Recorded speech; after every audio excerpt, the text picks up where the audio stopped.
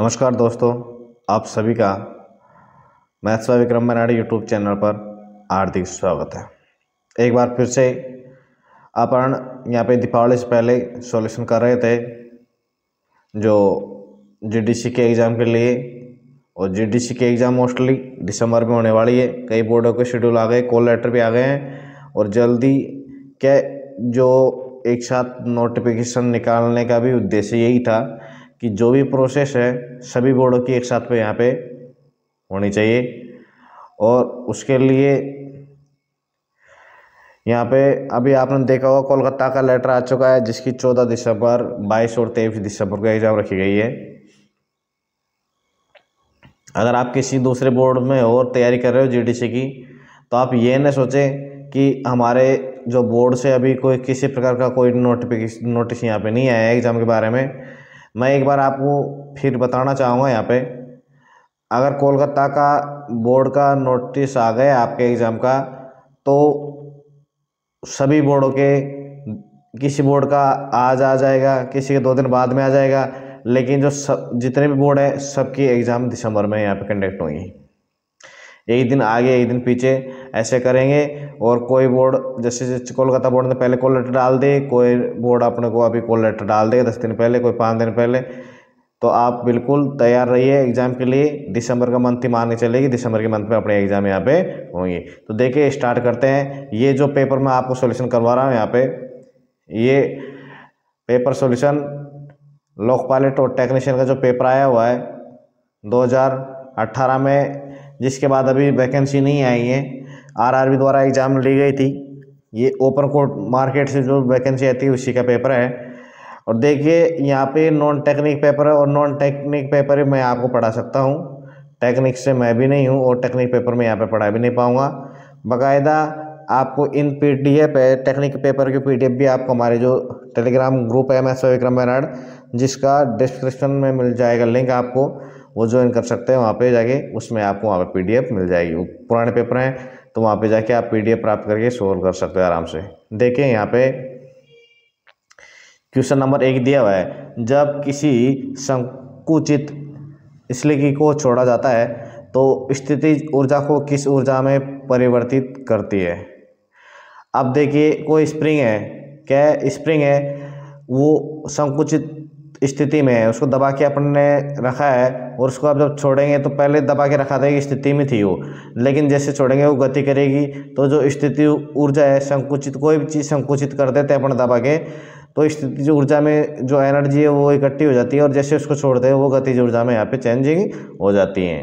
तो उम्मीद कर रहा हूँ ये चौथा नंबर का ऑप्शन है इसका राइट है। और आपको मैं जो समझाने का तरीका है वो भी जरूर समझ में आया होगा। यूट्यूब चैनल अगर आपने सब्सक्राइब नहीं किया दोस्तों तो ज़रूर कर दीजिए यहाँ पे, ताकि आपको क्या होगा यहाँ पे फ़ायदा मिलेगा और हमको भी एक एनर्जी मिलेगी और भी अच्छी चीज़ें यहाँ पे करेंगे। देखो रासायनिक गुणों में से जो मेंडलीफ है ने कौन से तत्वों द्वारा बनाए गए यौगिकों पर ध्यान ज़्यादा केंद्रित किया गया था। हाइड्रोजन, जो मेंडलीफ ने जो सारणी जो यहाँ पे बनाई थी वो हाइड्रोजन और ऑक्सीजन के जो तत्व हैं, हाइड्रोजन और ऑक्सीजन जो तत्वों द्वारा जो यौगिक बनाए गए हैं उन पे ज़्यादा इन्होंने ध्यान केंद्रित किया था और उसी के हिसाब से इन्होंने आवर्त सारणी का यहाँ पे निर्माण किया था। क्वेश्चन नंबर 3 पे चलते हैं। अभी क्वेश्चन नंबर 3 जो आ गया अपने पास में किसका है, रजनी का आ गया। और रेलगाड़ी के किराए में तत्काल प्रभाव से 25% की वृद्धि हुई है। अभी यहाँ पे क्या दिए गए, व्यक्तियों पर विचार करें और तय करें कि दी गई मान्यताओं में से कौन सी निहित है। तो रेलगाड़ी के किराए में जो तत्काल प्रभाव से 25% की वृद्धि हुई है, लोग वृद्धि के बावजूद भी रेलगाड़ी द्वारा यात्रा करना पसंद करते हैं और परिवहन के अन्य साधन भी किराए में वृद्धि करवा सकते हैं। 2 ऑप्शन यहाँ पे दिए हुए हैं और अब इसका अपने को ढूंढना है जो ये मान्यताएं हैं वो सेटिस्फाई हो रही है कि इनका पता अपने को यहाँ पे चल रहा है कि यहाँ पे नहीं चल रहा है, ये अपने को देखना है यहाँ पे। तो देखो जब किराए में यहाँ पे 25% की क्या हो रहा है, ट्रेन की रेलगाड़ी का जो किराया है उसमें तुरंत प्रभाव से 25% की वृद्धि हुई।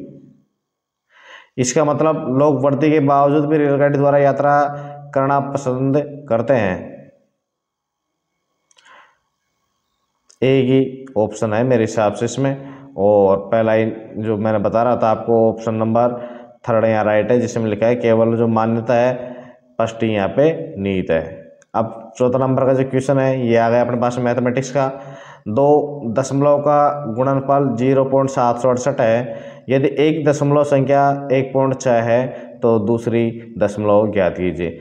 देखिए इसको आप आसानी से कर सकते हैं, आसान सवाल है। यहाँ पे 2 दशमलव का गुणनफल कितना है 0, कितना है 2 दशमलव का गुणनफल यहाँ पे 0.768 है। कितना है 0.700 यहाँ पे 68 है, तो यहाँ पे 1.x इंटू 1.6 मान लिया मैंने। अब देखो यहाँ से 16 में पहले पॉइंट का तो ऐसे कैसे रहने देता हूँ और डायरेक्ट इसको डिवाइड 16 से कट करूँगा मैं यहाँ पे, तो 16 एकम 16 आ जाता है। 10 बार तो पूरा पड़ जाएगा, 10.5 आएगा। कितना आएगा 10 पॉइंट यहाँ पे 5 आएगा। और यहाँ पे देखेंगे आप एक अंक पे है दशमलव और यहाँ पे 3 अंक पे, तो 2 अंकों पे लग जाएगी दशमलव यहाँ पे, मतलब एक अंक पे कम हो जाएगी, 1.68 हो जाएगा। और 1.68 करेंगे तो एक में जाएगा नहीं पूरा, तो वापस कितना हो जाएगा, वापस कितना हो जाएगा। देखिए यहाँ पे 1 मिनट में आपको दिखाता हूँ। यहाँ पे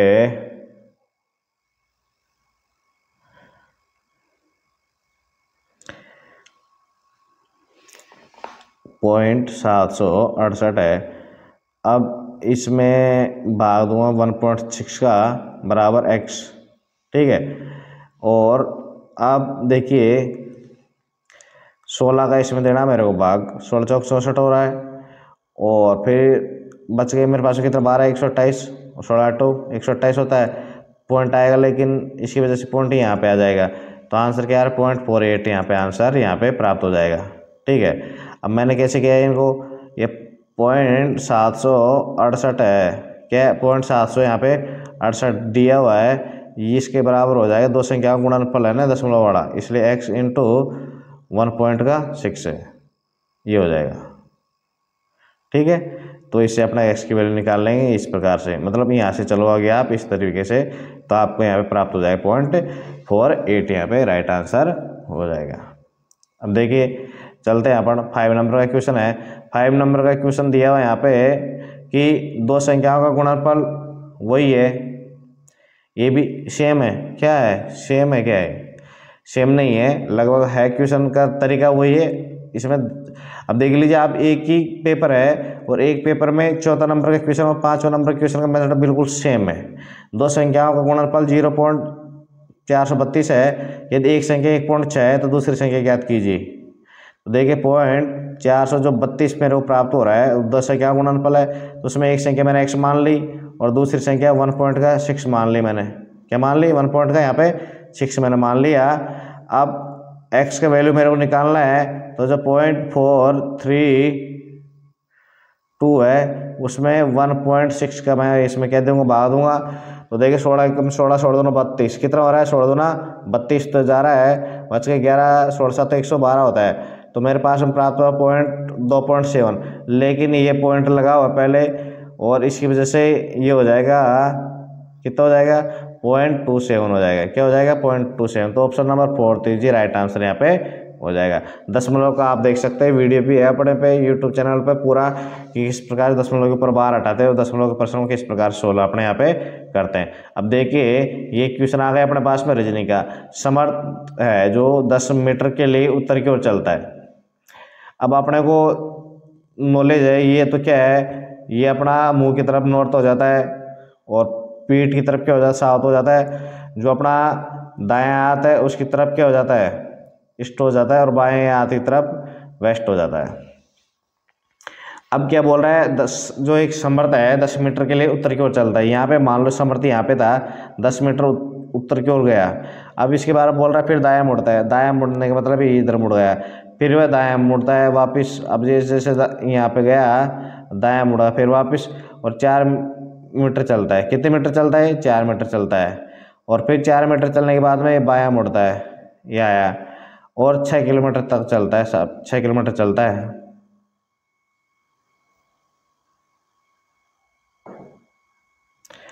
अब क्या बोल रहा है, देखिए वापस देख देते हैं एक बार क्वेश्चन। समर 10 मीटर के लिए उत्तर की ओर चलता है, ठीक है, फिर दाएं मुड़ गए, दाएं मोड़ दिया अपन ने, फिर वह दाएं मुड़ता है, 4 मीटर की दूरी पर चलता है और बाएं मुड़ता है, 6 किलोमीटर तक चलता है। अब समर्थ किस दिशा की ओर मुंह किए हुए हैं? अब देख लीजिए आप, समर्थ किस दिशा की ओर, पश्चिमी दिशा की तरफ मुंह है, सही है क्या?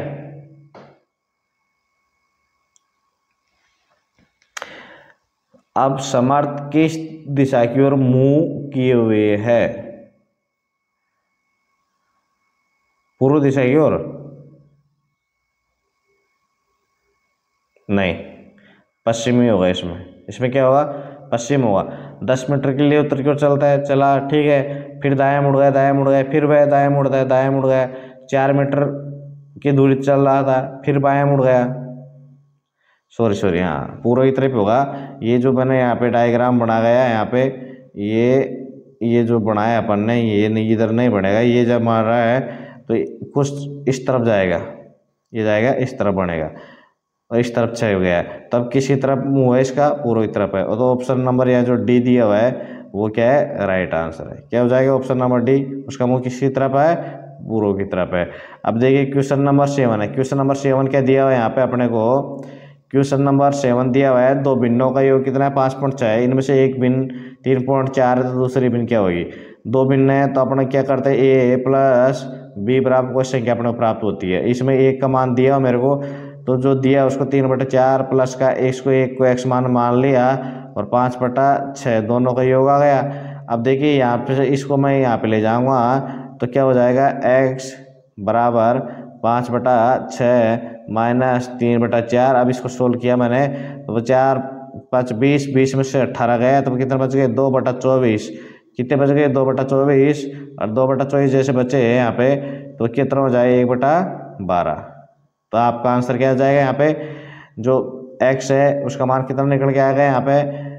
1/12। तो ऑप्शन नंबर 2 राइट आंसर हो जाएगा, 1/12 है ये करेक्ट आंसर।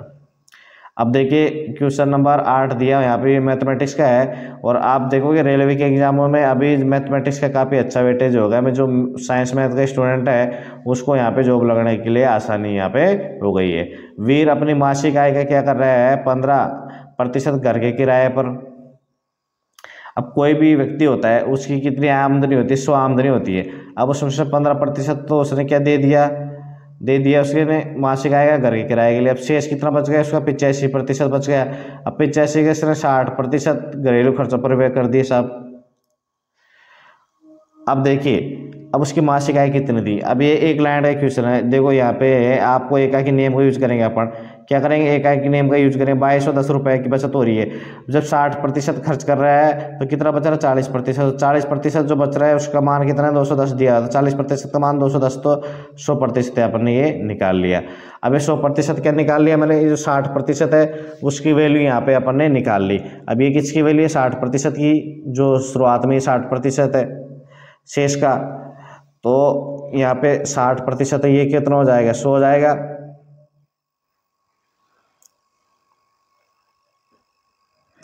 सॉरी, यहाँ पे जो 2210 रुपये 40% का मान है, जो बची हुई राशि है 40% तो बच रहा है ना, ठीक है। अब 100% जो मैंने निकाला वो शेष निकाल लिया। क्या निकाल लिया? शेष निकाल लिया मैंने 100%।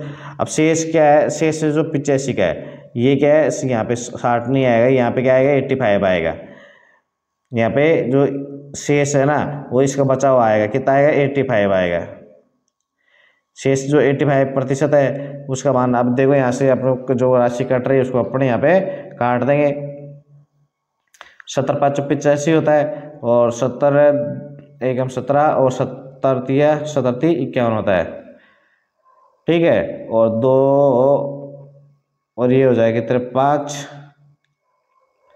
5 से इसको 5 कैंसिल हो गया, ये 2 बच जाएगा। 130 हो रहा है ना, ये कितना आ रहा है यहाँ पे? 65 आ रहा है। 130 65 आ रहा है, तो और ये 2 0 हो जाएगा गुणा, तो कितना हो जाएगा यहाँ पे? 6500। जो उसकी मासिक आय है कितनी जाएगी? 6500 ये मासिक आय यहाँ पे इसकी हो जाएगी। अब देखिए क्वेश्चन नंबर 9 है कि प्रथम भारतीय एथलीट है नीरज चोपड़ा ने विश्व एथलेटिक चैंपियनशिप में स्वर्ण पदक जीतने वाले प्रथम भारतीय जो विजेता बनकर इतिहास रचा है, उनका खेल क्या है?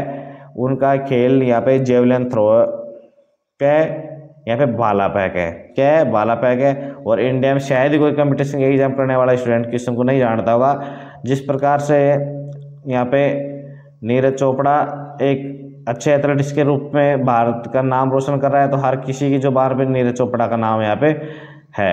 तो नीरज चोपड़ा क्या है, भाला फेंक है, और भाला फेंक में ये वर्ल्ड नंबर पे यहाँ पे बने हुए हैं। तो option number 4 is right answer यहाँ पे हो जाएगा। अब देखिए क्वेश्चन नंबर 10 आता है। फिर ये क्वेश्चन किसका आ गया, यहाँ पे मैथमेटिक्स का आ गया। एक लोन रोलर 1 घंटे में क्या करता है। अब आपको पता है रोलर का जो आगे का वो होता है वो क्या होता है, एक बेलनाकार आकार में होता है। क्या होता है, बेलनाकार आकार में होता है, 20 चक्कर लगाता है। तो 25 मिनट के दौरान ये कितने रेडियन चलेगा। अब आप देखोगे 1 घंटे में 25 चक्कर लगाता है, 1 घंटे में 20 चक्कर लगा रहा है। तो देखो 2 पाई आर इंटू 20 भाई 2 पाई आर एक हो गया परिधि वाला चक्कर मान लो इसका एक, तो 20 में इतनी दूरी तय करेगा कितनी देर में, 25 मिनट में। कितने में, 25 मिनट के अंदर। तो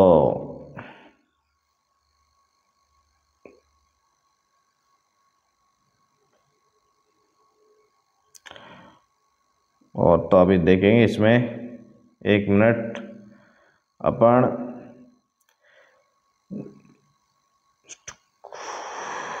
देखिए 10वां क्वेश्चन अपन यहाँ से करेंगे कि इसमें एकाकी नियम का यूज करेंगे। किसका, एकाकी नियम का यूज करेंगे, जो 10th नंबर का क्वेश्चन है उसमें। तो देखिए एकाकी नियम क्या कहता है, एकाकी नियम कहता है कि जो अपने को अब यहाँ पे एक चक्कर में एक सर्किल होता है, रोलर होता है, वो एक वृत्त बनाता है और एक चक्कर में वो 2 पाई रेडियन चलता है। कितना चलता है, 2 पाई रेडियन चलता है। और 1 घंटे जब बोल रहा है 1 घंटे में 20 चक्कर लगा रहा है, तो 1 घंटे में कितने मिनट होती है, 60 मिनट होती हैं। 60 मिनट में ये चल रहा है 2 पाई रेडियन। कितना चल रहा है, 2 पाई रेडियन चल रहा है। तो 25 मिनट के लिए ये कितना रेडियन यहाँ पे चलेगा। अब ये 2 पाई रेडियन चल रहा है और 60 मिनट में एक चक्कर में, तो 60 मिनट में 20 चक्कर लगा रहा है, मतलब ये तो इसका मान होगा किसका, 60 का मान। 1 घंटे में इतना रेडियन चला हो, एक चक्कर में 2 पाई रेडियन चल लिया, 20 चक्कर लगा रहा था, इसलिए 20 से मैंने यहाँ पर गुणा कर दिया। अब 25 मिनट के दौरान ये कितने रेडियन चलेगा, ये अपने से याद करवा रहा है। तो देखो 20 से इसको डिवाइडेशन कर देंगे, 3 टाइम्स हो जाएगा, और यहाँ पे कर देंगे 25 × 2 करेंगे तो 50 पाई बटा 3 आ जाएगा। कितना आ जाएगा, 50 पाई बटा 3, जो के ऑप्शन नंबर 4 जी राइट आंसर यहाँ पे हो जाएगा। एकदम इजी क्वेश्चन था, एकाकी नियम का यूज किया अपन ने और यहाँ पे तुरंत अपन ने निकाल लिया। अब देखिए 11वां नंबर का क्वेश्चन है। 11वें नंबर का क्वेश्चन ये बोल रहा है कि यहाँ पे जो दिया हुआ है मान मेरे को, इसका आंसर क्या आएगा। तो समीकरण दी हुई है, इसका आंसर यहाँ पे क्या आएगा। तो देखिए यहाँ पे सीधा बॉन्ड मास का रूल अपना अप्लाई करते, 337 का भाग दूंगा मैं। सबसे पहले भाग का जो बॉन्ड मास का अपना रूल है उसमें अनुसार सबसे पहले अपना भाग का चिन्ह सोल्व करते हैं यहाँ पे। अब भाग का चिन्ह सोल्व करूंगा, 337 का 1011 में जैसे भाग दिया तो कितनी बार जाएगा, ये 3 बार जाएगा। 3 बार इसको कैंसिल कर देगा। अब 3 × 1 करूंगा गुणा का चिन्ह उसके बाद में, तो 1 हो जाएगा। 345 में से 3 गया तो मैंने -342 बच जाएगा।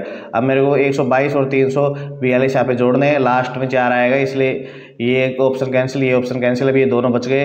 अब इसमें जैसे जोड़ूंगा तो 66 आएगा, तो 464 आंसर यहाँ पे हो जाएगा। ओनली अपना इसमें कैलकुलेशन जोड़ना था। और ये आ गया रीजनिंग का क्वेश्चन, जो 12वें नंबर का क्वेश्चन है। सही चित्र को चुने जो प्रश्न चिन्ह की जगह लेगा।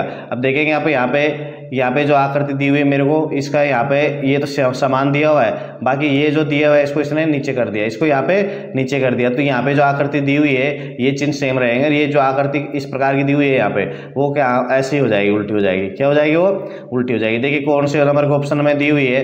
अब 3रा नंबर का 4था नंबर के ऑप्शन में देखोगे आप, लेकिन ये इससे कुछ डिफरेंस है, तो इसलिए ये तो क्या है, इसके अंदर समाहित हो रहा है यहाँ पे, और ये थोड़ा दूर है, तो ये आएगा यहाँ पे, ये यहाँ पे आएगा।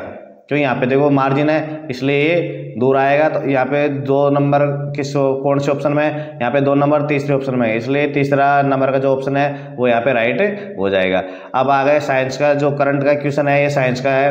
करंट का क्वेश्चन है, उस टाइम जो एग्जाम हुई थी आपकी 2018 में, जो कल्पित विज्ञान पुस्तक एक्स्ट्रा टेरेस्ट्रियल डिलीवरी किस भारतीय लेखक द्वारा लिखी गई थी? सुदीप्ता दास द्वारा लिखी गई थी। 2018 का क्वेश्चन है, लेकिन क्वेश्चन को याद रखिए क्यों एक क्वेश्चन रिपीट हो सकता है। पुस्तक का है, पुस्तक लिखी जाती है, करंट में भी काम आता है और अपने स्ट्रेटेजिक में भी ये काम आता है। इसलिए अपने जो कल्पित विज्ञान जो पुस्तक है ना, एक्स्ट्रा टेरेस्ट्रियल डिलीवरी जो पुस्तक है सुदीप्ता दास जो भारतीय लेखक है उसके द्वारा यहाँ पे लिखी गई थी। अब देखेंगे ये क्वेश्चन 14 नंबर का जो क्वेश्चन है इसको छोड़ देंगे, 2017 के करंट अफेयर्स के अनुसार ये बनाया है। अब एक चीज़ यहाँ पे देखिए, क्वेश्चन आ गया साइंस का। जब एक प्रकाश की किरण है वो सघन माध्यम से विरल माध्यम में, सघन माध्यम क्या होती है कि अवरोध की मात्रा उसमें ज़्यादा होती है।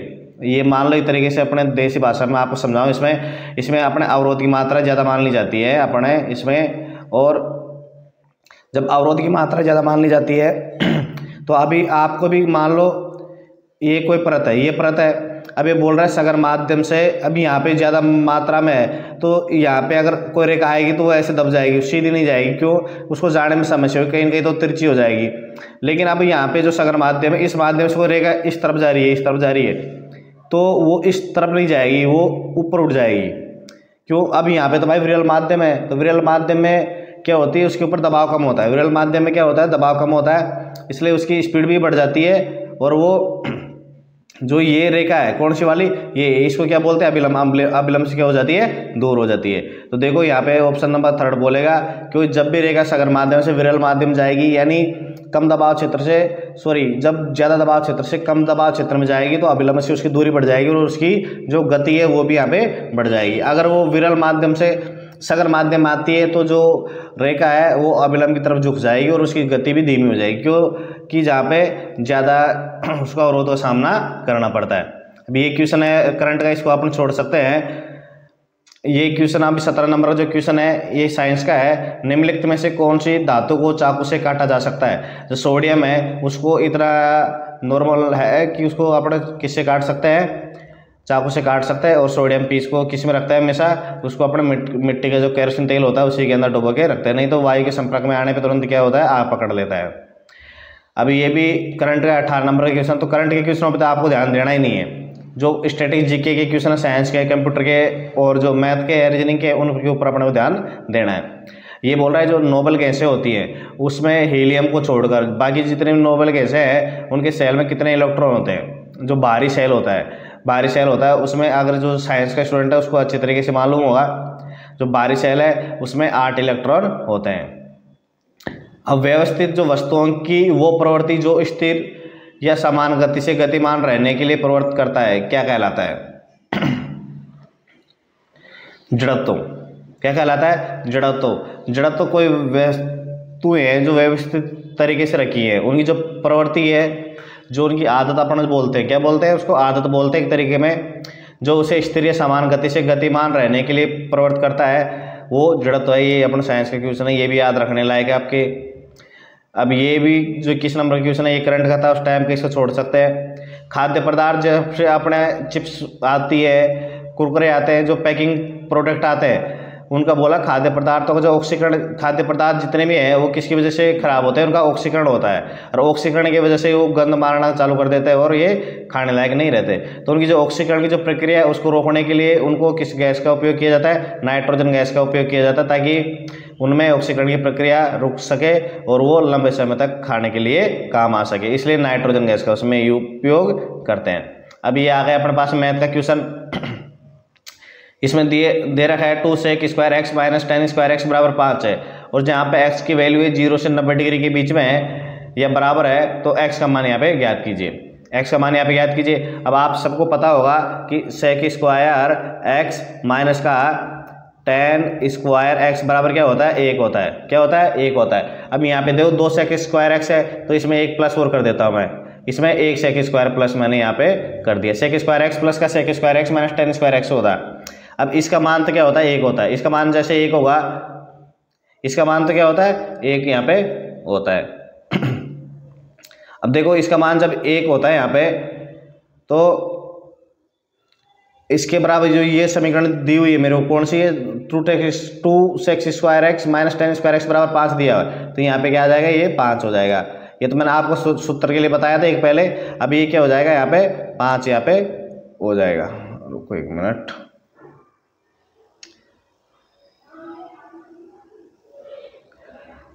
ये 5 यहाँ पे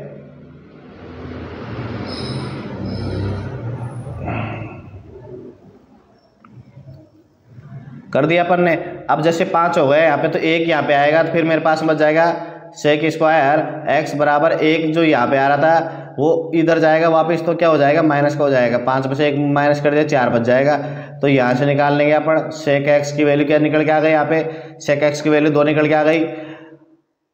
अब सेक x की वैल्यू 2 कहाँ होती है, सेक x की वैल्यू 2 है यहाँ कितनी डिग्री पे होती है, जब x का मान कितना हो 60 डिग्री हो, तब जाके सेक x की वैल्यू 2 होती है। तो x का मान तो याद करवा रहा अपने से 60 डिग्री यहाँ पे हो जाएगा। तो option number first is right answer यहाँ पे हो जाएगा। अब चॉइस नंबर के क्वेश्चन में श्रेणी दी हुई है और गलत अंक की पहचान करवा रहा है कि श्रेणी में कौन सा अंक गलत दिया हुआ है। तो देखिए आप एक चीज़ यहाँ पे नोटिस करेंगे, इस प्रकार के क्वेश्चन में आपने देखना है इनके बीच में अंतर या गुणा जो भी है, पर सभी में एक समीकरण लागू होना यहाँ पे जरूरी है। अब इसमें मैंने 6 जोड़ दिए, इसमें 8 जोड़ दिए, तो इसमें फिर क्या जुड़ेगा 10 जुड़ेगा, इसमें 12 जुड़ेगा, इसमें 14 जोड़ रखे और इसमें 16 जोड़ रखे। तो आप देखोगे यहाँ पे जैसे 20 में मैंने 10 जोड़ूंगा तो यहाँ आना चाहिए 30 और 32 आ रहा है, तो यहाँ पे जो 30 है वो यहाँ पे गलत अंकित किया हुआ है, ये अपने से पूछ रहा है। अब ये साइंस का क्वेश्चन आ गया कि निम्नलिखित में से कौन सा एक परजीवी के रूप में पौधों से पोषण प्राप्त करता है। एक परजीवी के रूप में पौधों से जो पोषण प्राप्त कर उसका नाम है अपन जो कोक्टस बोलते हैं, उसको अपन कोक्टस बोलते हैं। ये है जो पौधों से क्या है परजीवी के रूप में पोषण प्राप्त करता है। ओम के नियम के अनुसार यदि करंट बढ़ता है तो संभावित अंतर v स्थिर रहता है। तो ये मैं आपको इंपॉर्टेंट क्वेश्चन बताऊंगा, क्योंकि मैंने भी जब 2013-14 में एग्जाम दे रहा था उस टाइम पे भी देखे थे इस तरीके के क्वेश्चन आते हैं और अभी भी ये आ रहा है। इसके लिए ये क्वेश्चन इंपॉर्टेंट है, टॉपिक फिजिक्स का है। v = IR, ये सूत्र आप ध्यान में रखिए, इससे ज़्यादा ये पूछता नहीं है, इसमें बार बार इसी में घुमा के पूछता है। अब ये क्या बोल रहा है, ओम का नियम ये है v = IR। यहाँ पे जो v है ये तो क्या दर्शा रहा है विभवांतर, जो विभव है उसका अंतर जिसको विभवांतर बोलते हैं। I यहाँ पे दर्शा रहा धारा और R जो है वो दर्शा रहा प्रतिरोध। अब ये क्या बोल रहा है, V को तो इस तरह रख रहा है और I को बढ़ा रहा है भाई। अब जब यहाँ पे जो V है वो I × R का गुणनफल है, क्या है V जो है I × R का गुणनफल है। अब जब ये V को तो स्थिर रख रहा है, जब I को बढ़ा रहा है तो स्वाभाविक R को कम करेगा ना, तभी V का मान बराबर रहेगा। तो यहाँ पे इसको प्रतिरोध कम करना पड़ेगा। तो जब ये V को स्थिर रखेगा और करंट बढ़ाएगा तो उसका प्रतिरोध ऑटोमेटिक कम हो जाता है। 27 नंबर का क्वेश्चन है, एक टेबल बनाई हुई है। यहाँ पे जो टेबल है उसमें शहर दिए हुए ABCD जनसंख्या उनकी दी हुई है, शिक्षित और अशिक्षित लोग दिए हुए और इस शिक्षित लोगों का प्रतिशत में भी मान दिया हुआ। अब ये क्या बोल रहा है क्वेश्चन अपने से, जो आंकड़े दिए गए हैं उसमें शहर जो C है उसमें शिक्षित लोगों का प्रतिशत अपने को निकालना है। यहाँ पे देखेंगे जो शहर C है उसकी जनसंख्या कितनी है, 150 है। 150 में से 50 क्या है शिक्षित है और 100 है यहाँ पे अशिक्षित है। प्रतिशत अपने को निकालना है, वो टोटल जनसंख्या कितनी है 150, उसमें से 50 क्या शिक्षित है।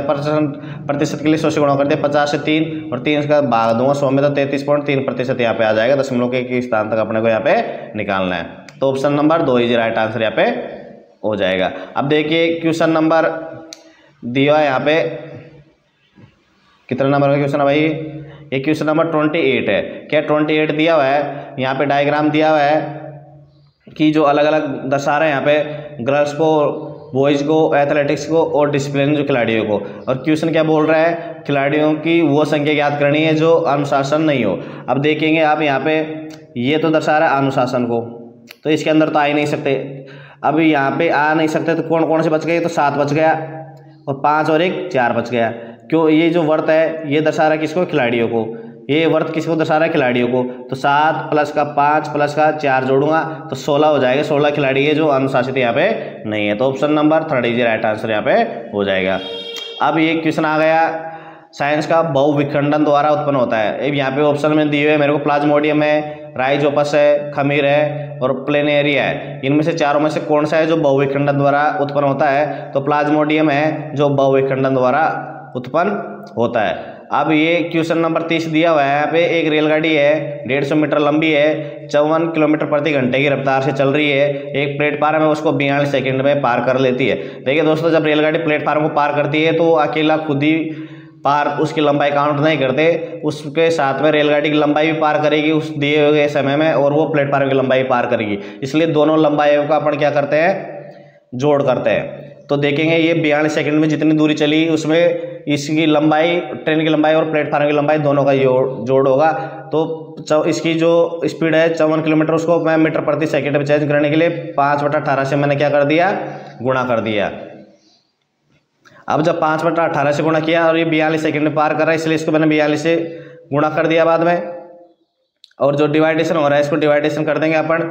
यहाँ पे 6 से देखो 3 बार हो रहा है, ये 7 बार हो रहा है, 3 से 18 बार हो रहा है। तो यहाँ पे मेरे को 18 × 35 करना पड़ेगा। 18 × 35 करूँगा इसको तो कितना प्राप्त हो रहा है, 18 जैसे मैंने 35 किया है यहाँ पे, तो मेरे को प्राप्त हो रहा है 630 मीटर वो चल रही है। अब 630 मीटर की इसमें क्या क्या जोड़ रहा है, इसका खुद ट्रेन की लंबाई आ रही है 150 मीटर, प्लस जो प्लेटफार्म की लंबाई x मीटर मैंने मान ली।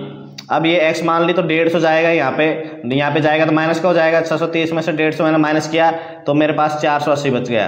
क्या 480, जो 480 है वो प्लेटफार्म की लंबाई हो जाएगी। तो यही अपने से याद करवा रहा है कि प्लेटफार्म की लंबाई यहाँ पे क्या है, तो प्लेटफार्म की लंबाई 480 मीटर यहाँ पे हो जाएगी। 31 नंबर का क्वेश्चन है, निम्नलिखित क्रम में से बिन चिन्ह का चयन करें। अब यहाँ पे आप देखोगे 4 चिन्ह दिए हुए हैं और चारों चिन्ह यहाँ पे सिंबल है, ये सिंबल है, ये भी सिंबल है और ये भी यहाँ पे सिंबल है। ये देखो ये इनका सिंबल है, एक डॉलर का सिंबल है, एक अलग का है, और यहाँ पे जो ए है ये अल्फाबेटिक है जो अलग से दिया हुआ है। तो यहाँ पे जिस ऑप्शन में ए दिया हुआ है फर्स्ट नंबर के में, वही अपना राइट आंसर हो जाएगा। बिन, ये अपने से याद करवा रीजनिंग का क्वेश्चन है। 32 नंबर का क्वेश्चन है, साई और सतीश के वर्तमान आयु का जो अनुपात है, वर्तमान जो आयु है उसका अनुपात क्या है, 5:4 दिया हुआ है। आज से 3 वर्ष बाद उनकी जो आयु का अनुपात 11:9 हो जाएगा। अब इस तरीके के क्वेश्चन में आपको सबसे पहले देखना है, इस 5 और 4 में 1 का अंतर है, 11 और 9 में 2 का अंतर है, इसलिए अब मैं 2 का तो 1 नहीं करूंगा, क्यों मेरे को परेशानी आएगी, पॉइंटों में जाएगा आंसर मेरा। तो मैं जो 5 और 4 का अनुपात है इसको मैं कर लूंगा, किस में करूंगा, इसको मैं 2 का अंतर कर सकता हूं। तो मैंने 5:4 दिया हुआ है, इसको गुणा कर दिया मैंने 2 से, किससे, 2 से कर दिया। तो जो अनुपात मेरे पास निकल गया 10:8 निकल के आ गया। अब इससे 3 साल बाद में 3 साल बाद में अनुपात कितना हो रहा है, 11 यहाँ पे 9 हो रहा है। जो अनुपात के अंतर का मान 1 आ रहा है, 1 अनुपात बराबर क्या आ रहा है मेरे पास में, 3 साल आ रहा है। अब ये पूछ रहा वर्तमान में सतीश क्या है, सतीश बाद में था, ये तो क्या था साई अपने पास में और ये था अपने पास में सतीश। तो सतीश की वर्तमान आयु क्या मान है, अनुपात 8 है, तो 8 × 3 कर दो तो कितने साल आ जाएगी, 24 साल आ जाएगी। वर्तमान जो आयु है सतीश की कितनी आ जाएगी, 24 साल यहाँ पे आ जाएगी। अब 33 नंबर का क्वेश्चन है, प्रोपेन का जो आणविक सूत्र है, प्रोपेन का आणविक सूत्र होता है C3H8 होता है। क्या होता है, C3H8 प्रोपेन का आणविक सूत्र होता है। निम्नलिखित में से कौन सा फूल के केंद्र में मौजूद होता है, ये क्वेश्चन इंपॉर्टेंट है। जो अंडप है, जो अंडप होता है उसको अपन कार्पेल बोलते हैं इंग्लिश में, वो कोई सा फूल हो उसके केंद्र में क्या होता है, हमेशा मौजूद होता है। अब 35 नंबर का क्वेश्चन है, ये रीजनिंग का क्वेश्चन है, दिए गए विकल्पों में से सही समरूप जोड़ी का चयन कीजिए। जो पीपुल है अपन जो बोलते हैं लोगों के लिए, और पर्सन भी यूज करते हैं अपन लोगों के लिए, ठीक है। तो इसी प्रकार से यहाँ पे फंगस और फंगी ये दोनों अलग अलग सेंस में यूज होंगे अपने। अभी एक तरीके से क्वेश्चन है इंग्लिश का, ये क्या है, इंग्लिश का क्वेश्चन है। इसमें अपने जो बोलते हैं ना सिंगुलर और वर्ब वाला, और इसमें प्लूरल वर्ब वाला जो सेंस है वो यहाँ पे पता चल रहा है। इससे एडजेक्टिव प्रीपोजिशन वो चीज़ें यहाँ पे यूज होती हैं जो फंगस और फंगी में यहाँ पे ये सेटिस्फाई हो रहा है। जिस प्रकार से पीपुल और पर्सन है उसके बीच का जो रिलेशन है उसी को अगर यहाँ पे देखेंगे अपन, जो फंगस और फंगी है दोनों में ही सेम रिलेशन हो रहा है, क्योंकि फंगी और फंगस ये दोनों सेम चीज़ के लिए यूज होते हैं। और ये भी एक एडजेक्टिव और जो बोलते हैं आर्टिकल, एडजेक्टिव और एडवर्ब के रूप में दोनों यहाँ पे यूज हो रहे हैं। तो option number 3 easy right answer यहाँ पे हो जाएगा। देखिए नेक्स्ट क्वेश्चन देखेंगे अपन, दी गई आकृति को बनाने के लिए आवश्यक न्यूनतम सीधी रेखाओं की संख्या यहाँ पे क्या होगी। अब यहाँ पे जो आकृति बन रही है इसमें मैं आपको यहाँ पे काउंट करके बता सकता हूँ। देखो जो भारी त्रिभुज है, एक इसकी 2 जाएगी, इसकी 3 हो जाएगी, फिर एक ये हो जाएगी 4, फिर एक ये हो जाएगी 5। कौन सी, ये 4 और ये 5। ठीक इसी प्रकार से ये 6, ये 7, ये 8, फिर 8 हो गई। अब आप यहाँ पे देखो 9,